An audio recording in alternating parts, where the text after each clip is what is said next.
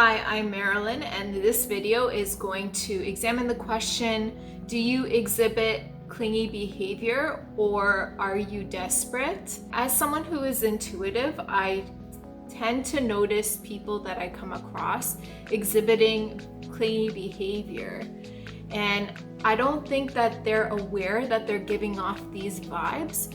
So I thought that it would be great for me to do a video like this, because the thing is there are people who are highly intuitive and can sense beyond your words the energy level that you have. And desperation or clinginess, even if your actions don't speak that, your energy speaks it, especially when you're dealing with someone who's intuitive. And it comes across as very repelling. I like to think of it this way, that desperation has a smell. When you feel desperate, when you feel clingy, there's a smell that you give off. Your actions may not speak desperation, but your energy does. For example, I've heard of a guy who said, when I am meeting a girl, I find a girl that I'm interested in, or we go on a date, I wait 3 days before I call her. Now, on the surface, it doesn't look desperate. If you have this energy, as in, I really want her to like me, I really want her to like me, it's really important that she does, like this eagerness, and then you purposely delay contact so that you can maybe play this game to try to get her attention. Even though your actions don't show desperation, your energy comes through.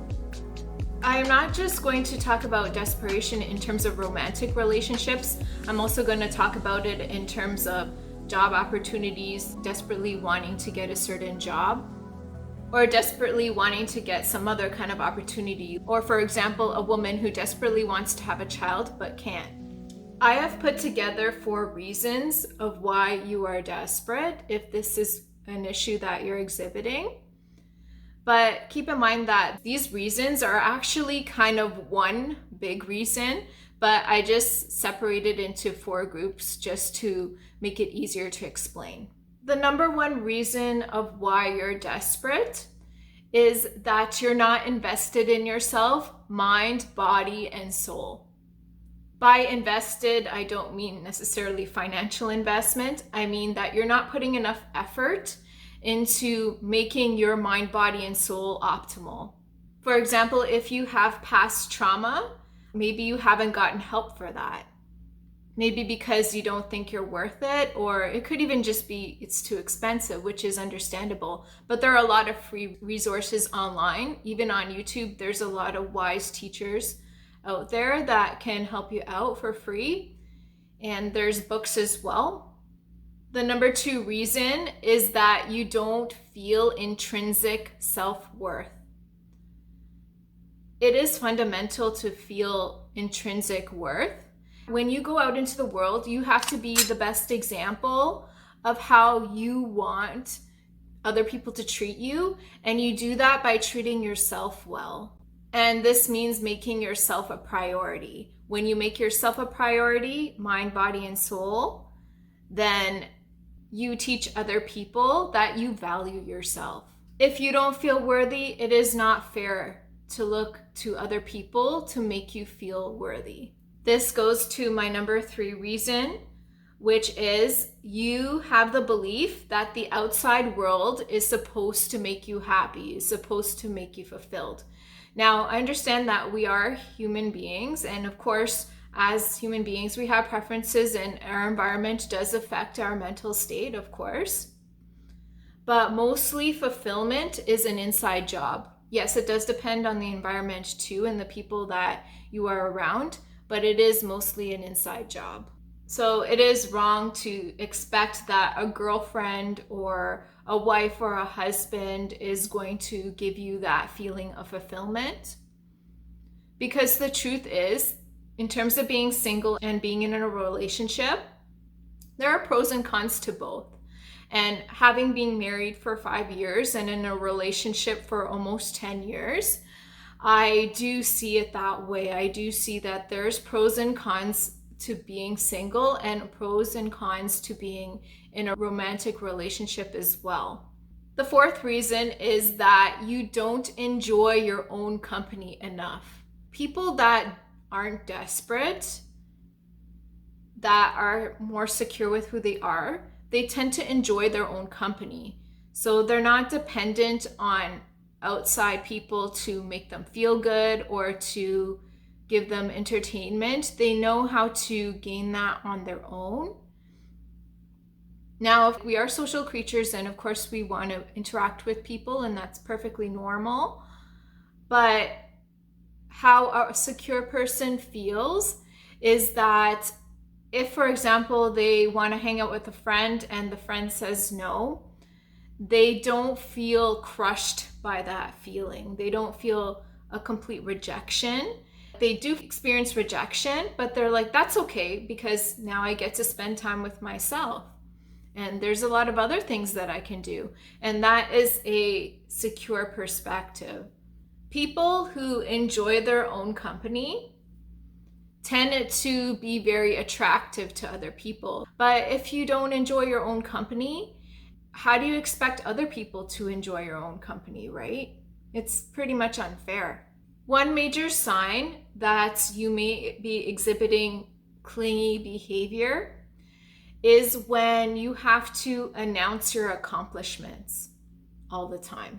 I understand that being proud of the things that you've done and are accomplished is a sign of confidence, but when you do it too much, when you try to announce, I won at this, or I participated in this, and this is what I did A, B, and C, and I traveled to A, B, and C places, and you have to constantly announce to the world what you've done, this is a sign of deep insecurity. Because when you truly value yourself, you don't have a strong sense to prove to other people what you've done and what you've accomplished. Usually you feel that who you are in the present state is good enough. When it comes to desperation, a common thing that I have seen is, like I said earlier in the video, is a woman, for example, who desperately wants to have a child but can't. I would think that a woman in this case should seek out therapy. Why? Because you have to examine what's going on deep down inside to make you desperate to have a child. I mean, of course, I understand wanting to have a family and wanting that dream. I understand that. But when it gets to a point where it's desperate and desperation, that kind of shows that there could be some intrinsic deep insecurity that's propelling this desperation. And why therapy would be a good solution is because, let's say you do have that child. You don't want to perpetuate or teach that child your insecure behavior, right? If you're at a point where you feel desperate in your life, or there's periods in your life where you're desperate, then if you have a child, you're going to model that desperation. And then who knows, they may grow up and end up in situations where they're desperate for approval too. In order to be a great role model for your child, you yourself have to be in a good place mentally. Like I said, mind, body, and spirit. So if any of these things resonated with you, if you feel that you exhibit clingy behavior, you can start today to change that by asking yourself, what can I do right now to improve my mind, body, and soul state? Things could be preparing healthy meals, exercising, incorporating exercise, and doing something that helps make you feel good mentally. And also making this a consistent and permanent practice. Remember, like attracts like. You tend to attract the people in your life that resemble the inner state of how you feel. So keep an eye on the people that you have around you. Are they ideal? Are these the types of people that you want in your life? And if they are, then you're probably doing a great job of working on your inner state. So remember, it all starts with you, and it is important that we don't make excuses about this in terms of saying like, oh, you don't know my childhood, and using that as an excuse to stay where you are.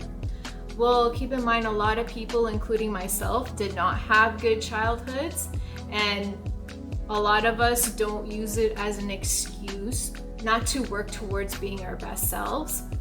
And keep in mind, it's not about being perfect. It's not about being perfect at all. It's about taking the steps in the right direction towards being the best versions of ourselves. That's what it's really about. And when we live our lives as the best versions of ourselves, we're gonna attract people who are also the best versions of ourselves. And that is fair. If you have any comments to add based on anything I've said, please let me know in the comments below. Thanks for watching.